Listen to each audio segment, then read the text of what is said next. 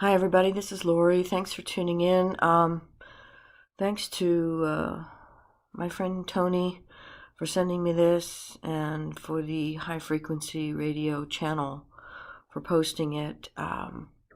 He posted the link to the actual document, which I'm showing you now, which of course was in archive.org, what I was talking about in my earlier video, where they keep all the important information there. Good, bad, and ugly, and this one is ugly.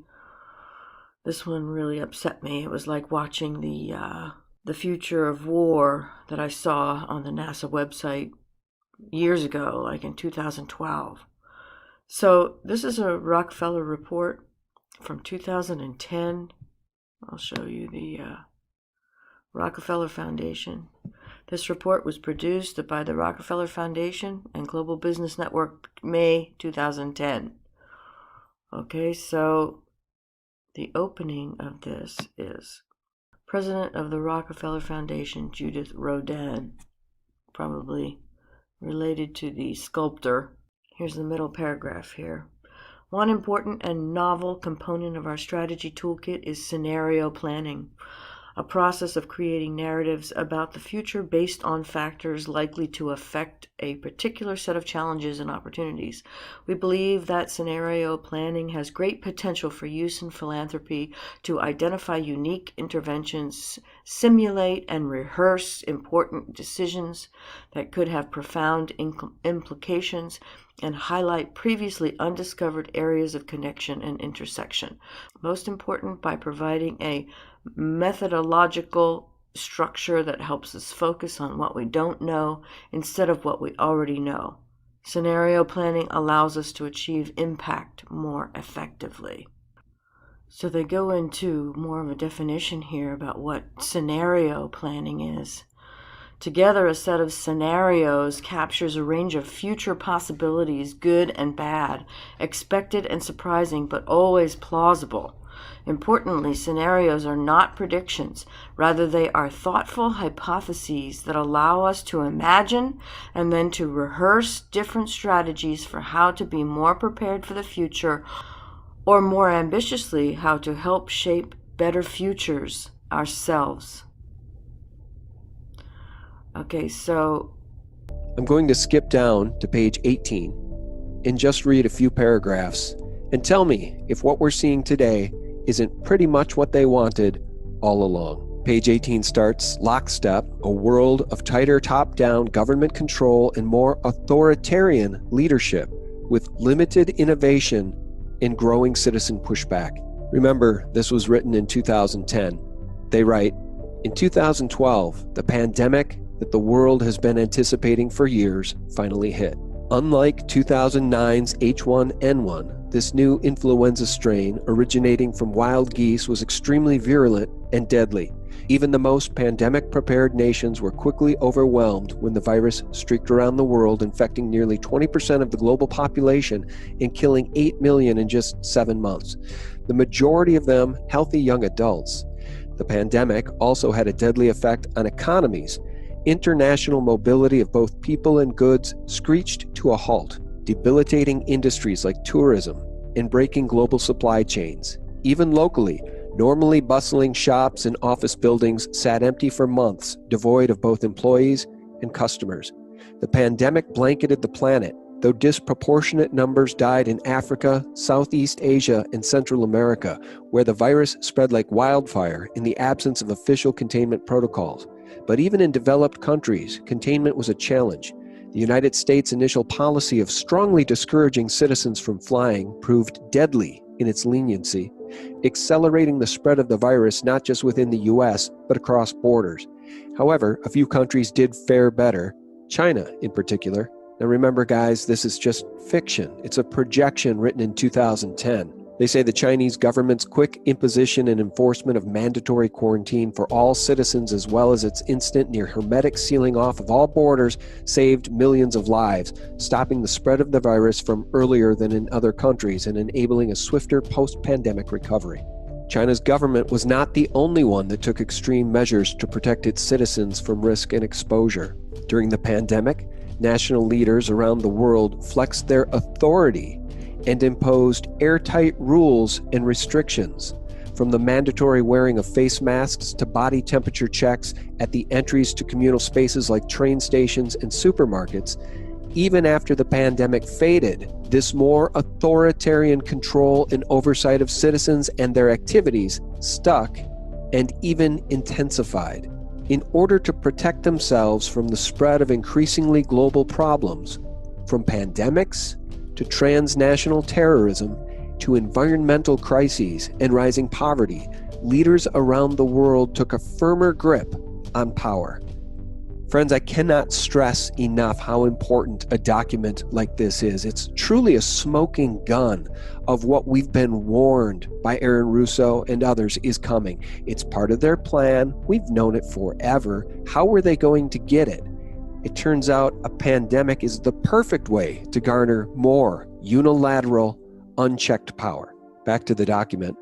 At first, the notion of a more controlled world gained wide acceptance and approval. Citizens willingly gave up some of their sovereignty and their privacy to more paternalistic states in exchange for greater safety and stability. Citizens were more tolerant and even eager for top-down direction and oversight, and national leaders had more latitude to impose order in the ways they saw fit. In developed countries, this heightened oversight took many forms: biometric IDs for all citizens, for example, and tighter regulation of key industries whose stability was deemed vital to national interests. In many developed countries, enforced cooperation with a suite of new regulations and agreements slowly but steadily restored both order and, importantly, economic growth. So again, let's just review what's happened so far. A virus has been released, whether by accident or on purpose. You decide. Many have pointed to evidence that it is a bioweaponized virus, so more deadly than it otherwise would be. Whether that's true or not, you decide. But the end game is more unilateral power, more unchecked power, and more control by the government, by the corporations, and I would note, more bailouts for the banks. Sea levels were rising fast, even as countries continued to build out coastal megacities. The Hudson River overflowed into New York City during a storm surge, turning the World Trade Center site into a 3-foot deep lake. This is what they're imagining. This is what they'll do. Sorry, I'm not being fear porning here. This is reality.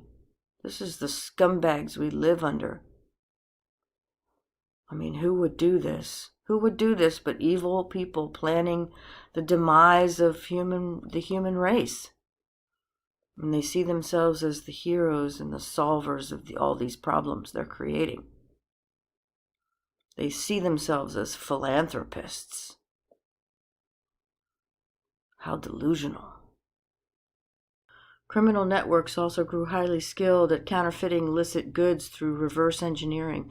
Many of these rip-offs and copycats were of poor quality or downright dangerous. In the context of weak health systems, corruption, and inattention to standards, either within countries or from global bodies like World Health Organization, tainted vaccines entered the public health systems of several African countries.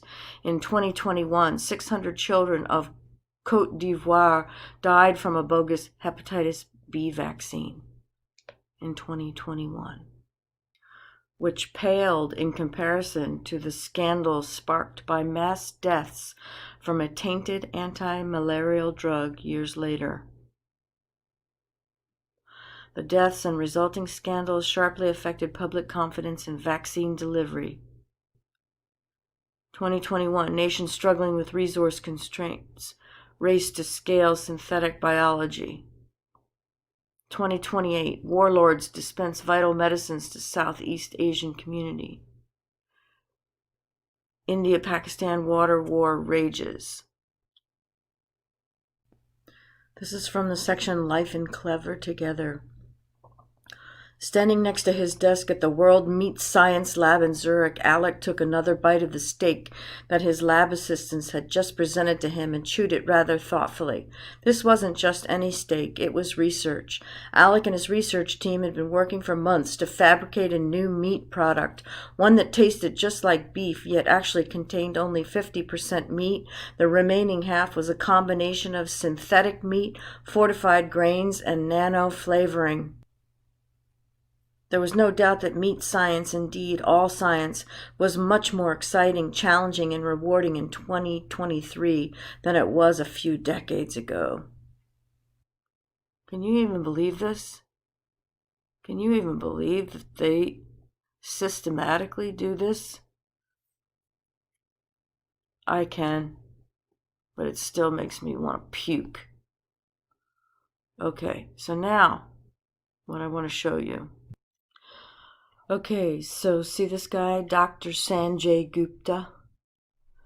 He's all over the news talking about the coronavirus, right? He's their expert. Well, somebody put two and two together because they saw him in Contagion back in 2011. This was made in 2011. Actually, the year after that Rockefeller report came out. They did a movie about a virus.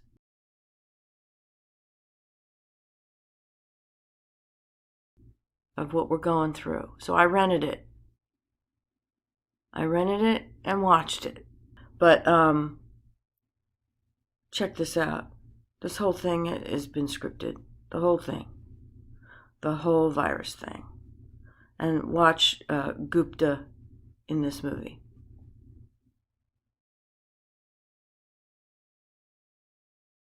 There are stories circulating on the internet that in India and elsewhere, the drug ribavirin has been shown to be effective against this virus. Sanjay Gupta, Yet, right Homeland here, Security is 2011. not to make any announcements until stockpiles of the drug can be secured. Dr. Gupta, there continue to be evaluations of several drugs. Ribavirin is among them. But right now, our best defense has been social distancing. No handshaking, staying home when you're sick, washing your hands frequently. Social distancing. We hadn't heard that until just recently. Social distancing. Okay, so Jude Law plays the truther, and he starts arguing with these people. You can rent it on YouTube for $3.99.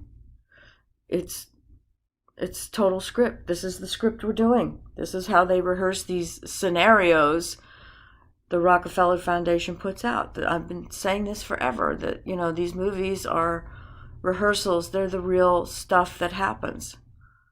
It's their intel they give each other.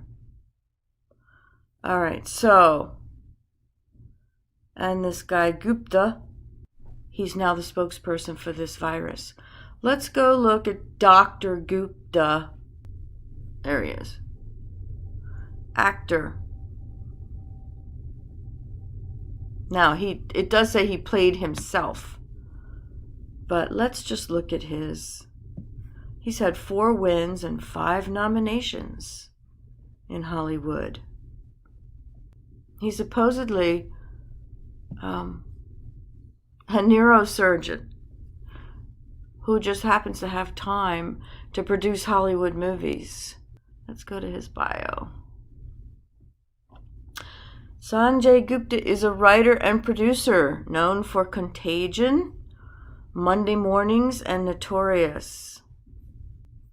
As a writer, he's written all these episodes, right? So he's a writer. Let's see what he's done as a producer. Producer, The Unseen Enemy documentary. Let's see what that is. Oh, funny thing about the threat of epidemics in the 21st century and what we have to do to fight them. Look at that. Let's see what the synopsis is. How interesting. See the photos of this movie. The unseen enemy. Could that be about a virus, perhaps? Sounds like it to me. Let's see what the synopsis is. Plot summary. There's a feature-length documentary about the threat of epidemics.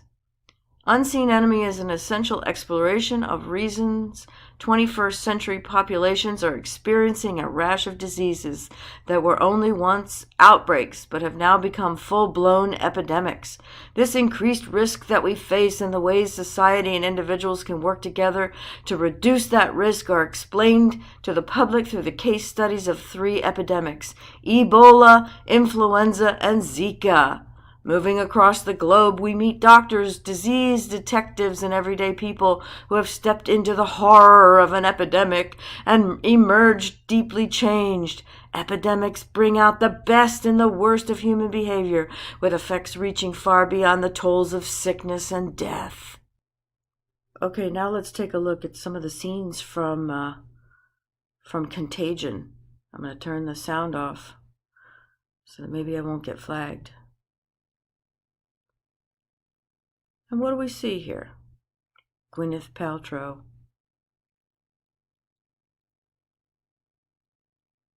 Oh, she falls down and starts having seizures. Foaming at the mouth. If we even had a viable vaccine right now, we would still have to do human trials, and that would take weeks. And then we would have to get clearance and approval, figure out manufacturing and distribution, and that would take months. And then train survivors to give inoculations. More months, more deaths. Well, Homeland Security wants to know if we could put a vaccination in the water supply, like fluoride. Yep. Put vaccinations in the water supply.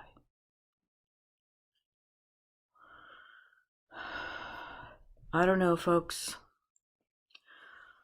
Today I'm thinking French Revolution.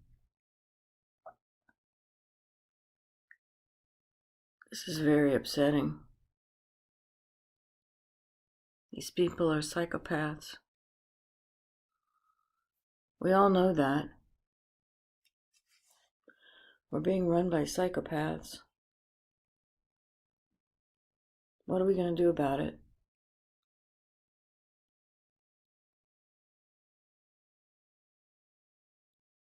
Thanks for listening. Talk to you soon.